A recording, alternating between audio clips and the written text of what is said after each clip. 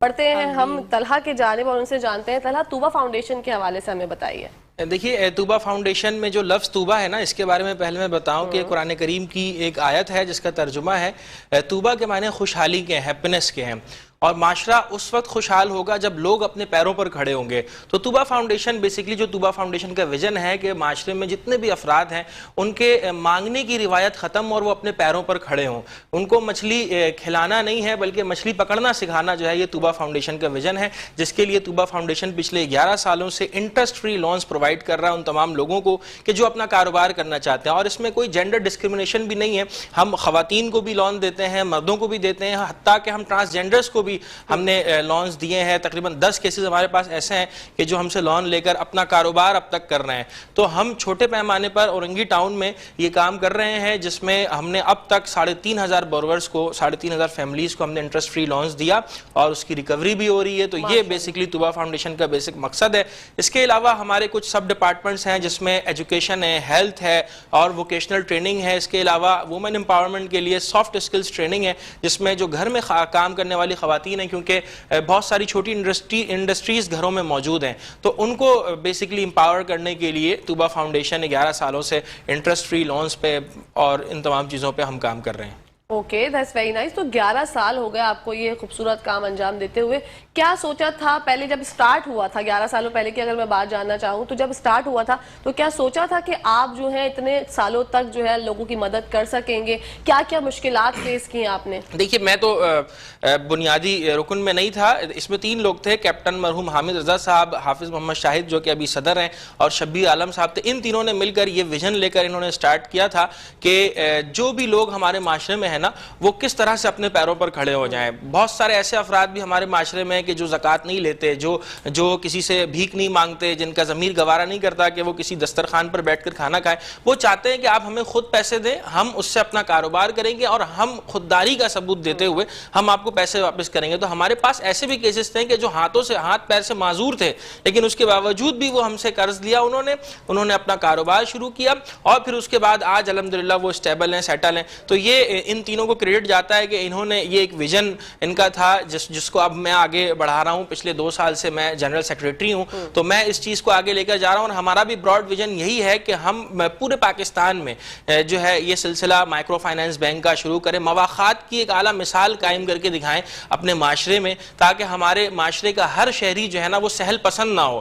ہمارے معاشرے کا ہر شہری خوددار ہو، اپنے پیروں پہ کھڑا ہو اور اپنا کاروبار خود کرے، تاکہ پاکستان کی معیشت بھی بہتر ہو. پاکستان میں آج ہم دیکھتے ہیں کہ بے روزگاری ہے، خاص طور پہ کراچی کے اندر بھی ہم دیکھتے ہیں کہ بہت ساری چیزیں ہیں، بہت سارے مسائل ہیں.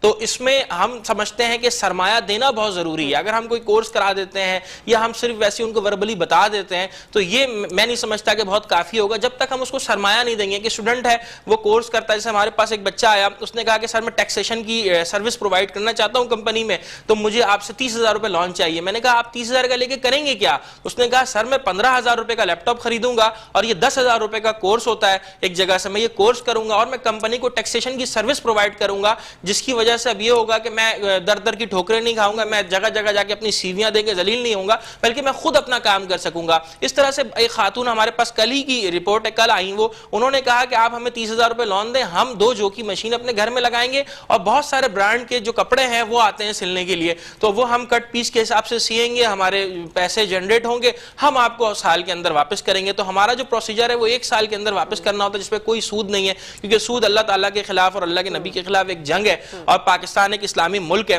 تو ہم آپ کے چینل کے توسط سے یہ گزارش بھی کرتے ہیں، جس طرح سے پنجاب میں اخوت ہے ڈاکٹر امجد ثاقب صاحب کا، جس کو شہباز شریف صاحب کی گورنمنٹ نے سپورٹ کیا، تو ہم سندھ میں اور کراچی میں کام کر رہے ہیں. تو ہم بھی یہ ریکویسٹ کرتے ہیں حکومت سے کہ وہ بھی ہمیں اس معاملے میں سپورٹ کریں کہ ہم تاکہ اس چیز کو مزید آگے بڑھا سکیں.